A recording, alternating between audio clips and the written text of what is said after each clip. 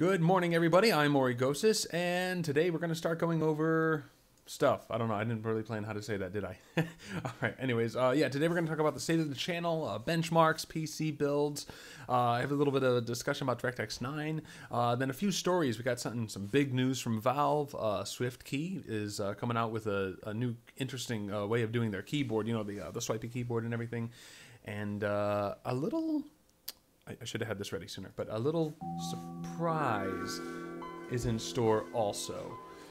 Anyways, and then after that, we'll go over a little bit of my dieting tips, which they're noob tips. They're tips from a noob, but yeah, whatever. Okay, anyways, so the first big story is Valve and their, I'm sorry, I shouldn't have switched to that so soon.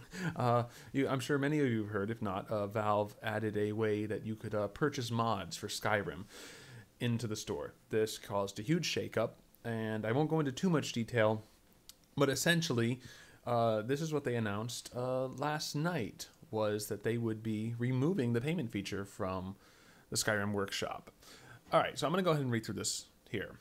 We're going to remove the payment feature from the Skyrim Workshop. For anyone who spent money on a mod, we'll be refunding you the complete amount. We talked to the team at Bethesda and they agree. We've done this because it's clear we didn't understand exactly what we were doing. We've been shipping many features over the years aimed at allowing community creators to receive a share of the rewards, and in the past, they've been received well. It's obvious now that this case is different. To help you understand why we thought this was a good idea, our main goals were to allow mod makers the opportunity to work on their mods full-time if they wanted to, and to encourage developers to provide better support to their mod communities. We thought this would result in better mods for everyone, both free and paid. We wanted more great mods becoming great products like Dota, Counter-Strike, DayZ, and Killing Floor, and we wanted that to happen organically for any mod maker who wanted to take a shot at it. But we underestimated the difference between our previously successful revenue-sharing models and the addition of paid mods to Skyrim Workshop. We understand our own games communities pretty well, but stepping into an established, years-old modding community in Skyrim was probably not the right place to start iterating. We think this made us miss the mark pretty badly, even though we believe that there's a useful feature somewhere here. Now that you've backed a dump truck of feedback into our inboxes, we'll be chewing through that. But if you have any further thoughts, let us know. So, I mean, I was standing back and watching the whole thing unfold. I had some of my own opinions, not as strong as many of the communities who leaned in either direction.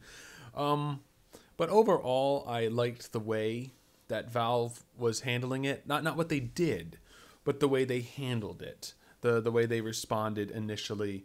I shouldn't say initially. I heard that there was like bans and things like that. What I mean is, like, when Gaben came in, he gave his response and did a Q&A on the issue. And then I believe that this was just the next day, maybe not even 24 hours after Gaben did the little AMA on Reddit. So anyways, yeah, we'll continue following this and see where things go. The other thing I wanted to talk about is, I jumped right into the news, and I meant to go over my channel first. But you know what? That's okay. Let's finish up with the news, and then we'll go to the state of the channel. All right, so something interesting is Swiftkey has a new keyboard that they're coming out with. They're the ones where you can, just continuously move in one swipe and get the whole word in. This one, it's still the same thing, but what it will do, instead of going back and correcting a word, as you type more, it realizes what sounds right, what doesn't sound right, and it will correct the entire phrase to sound more correct. Sorry, it took me a long time to find the button to flip back to the full cam. Anyways, I'm very curious. I've installed it on my phone, so I'm going to be using it today and give it a shot. Now, the last story I want to go over before we move on to other things is the Windows 10 notification sounds. This story coming from The Verge here. They were commenting on how the Windows 10 notification sounds sound reminiscent of the Windows 95 sounds. Here, I'll play it just a few. Oh God, I just realized that's extremely loud. I apologize. I will not do that. No. Anyways, I'll have a link in there. You can go and listen to them. But I agree. The Windows 10 sounds do sound very, very similar to the Windows 95 startup sound. Not exact, you know, it's far apart, but it's like, you know, like it came from the same band or something. Anyways, The Verge has a theory that, you know, maybe they've got the same guy, but or something like that, or they're trying to bring back that the good old times from Windows 95.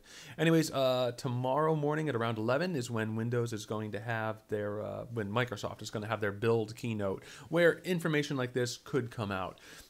More info about Windows 10. So we'll go ahead and take a look at that. Okay, so state of the channel. So I'm getting the workbench together, getting all the computers are going to be doing for the various testing and things. And what I wanted to do is figure out what benchmarks to run. And these benchmarks aren't overly important, but they help people.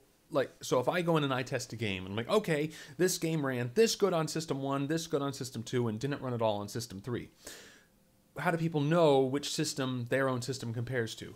The benchmarks. That's how. So what I'm going to do is I'm going to run a series of benchmarks on all these systems, a whole bunch of benchmarks. And I think in this case, brute force is best because there are so many different variations of parts that you want to have a lot to compare to. Like, let's say, oh, your video card matches half of the benchmarks, you know, it equals, but then the other half, your video card surpasses my builds. Like, okay, so now you know that your computer tends to perform, you know, as well as System 2, but tends to exceed System 2 in these other benchmarks. So that gives you an idea. So I'm trying to figure out which benchmarks to run. Essentially, I'm going to grab a ton of the free ones and see which ones I like the best.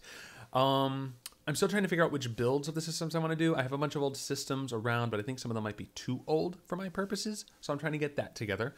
And then the other thing is I have one system in my hands that has DirectX 9, but is pre-Shader 3.0. Some of you may have run into this. Some of you may have never heard of it. But essentially in DirectX 9, there are two big shifts in it. There's the original DirectX 9, which worked with all DirectX 9 video cards. Then there was when they added Shader 3, vertex shading. I might have some of that terminology wrong, but essentially you needed hardware on the card. So driver updates and DirectX 9 updates no longer helped you play these DirectX 9 games. You now needed a whole new video card. So you had a certain side of DirectX 9 cards, another side of DirectX 9 cards. So, oops, sorry, my timer's up. My episode's running too long, but we're going to finish this up. So I'm trying to decide if that's relevant enough that I should test a video card that old, or if no one was really going to care about those tests. So that's something I'm trying to figure out. Okay, last thing, I wanted to talk about the diet a little bit, and we will switch back over to the browser here. Like I said, I'm going to be doing keto. Going to slowly get myself into it, and then I'm going to go full force into it. Anyways, for anyone who doesn't know about keto, I'll probably spend another episode talking more about it. The short answer is it is a low carb diet, but an extreme low carb diet to the point where you chemically alter the way your body functions and things like that. And that was a very, very, very bad description, but that's the brute force description there.